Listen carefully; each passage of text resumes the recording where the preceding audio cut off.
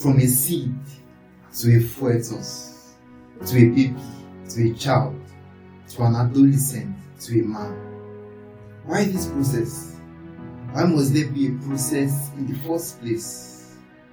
Well, I see that an opportunity God gave us to decide the direction of our lives.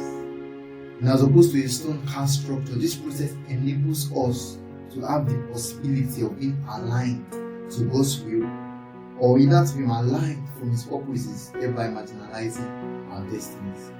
The earth was without form in the beginning, but by God's words, God's form came into it. And it's a principle. Words causes things and people to take shape, to have a kind of form. So what words are you speaking? Oh, sorry, we moved too fast. We need to start with the definition of terms. In this word laboratory, we're going to be dealing with introduction, definition, and application. So back to the definition. What is formation? Formation talks about the process of creating a shape, a form of a reality, a person, or a thing. God had to make things, He had to form things upon the earth. You look at all the gold mines, all the amazing resources on the earth. He had to form them by His words. His words were what gave rise to those things. And without the word, nothing was made that was actually made. From John chapter 1 verse 3.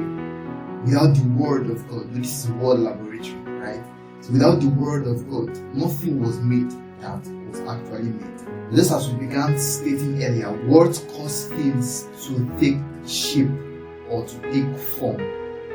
A man's shape of reality is most directly proportional to the words he's exposed to, whether in visual form or in audio form. And let's look at some applications. And in this application, let's ask ourselves some questions.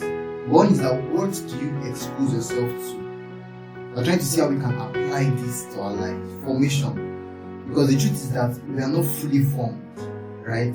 Scripture says that he that has begun a good work in you will perfect to the day of Christ. So there will not be any need for perfection if we are already perfect. So it is in that formation that makes us to attain unto perfection. So what do you expose yourself to? Your life takes shape in the direction of what you are exposed to. What words do you hear? What things do you see? What kinds of music do you listen to? What kinds of clips, what kinds of books do you read? What kinds of people do you hear? Because the people you hear will determine the outcome of your life. Jesus said, take heed what you hear.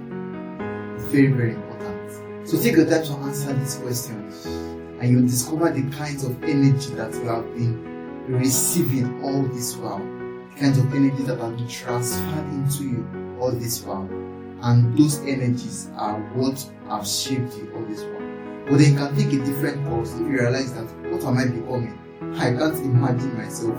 Look at yourself in the mirror and you're so sad that what is happening to me? This is time to take inventory of the things that you are exposed to, the environment you are exposed to, the people you hear, the things you watch, what you see, the things you read. It's very important because information can either lead to a transformation or a deformation. And so you need to choose wisely. Take heed what you hear. It's very important because no one is exempted from words, from the impact of words. Words happen to form a reality. When you listen to somebody and then the person begins to tell you derogatory words about yourself, there is no how. If you continually listen to that person, you will eventually become that thing.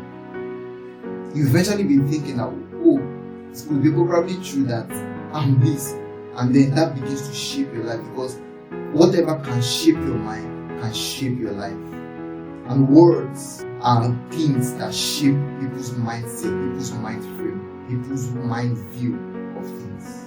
And so take an inventory, look at your life, and begin to make deliberate efforts to condition your environment, condition the things that you listen to, so that you can be formed into the image of Christ, so that you can be formed into the likeness of Christ.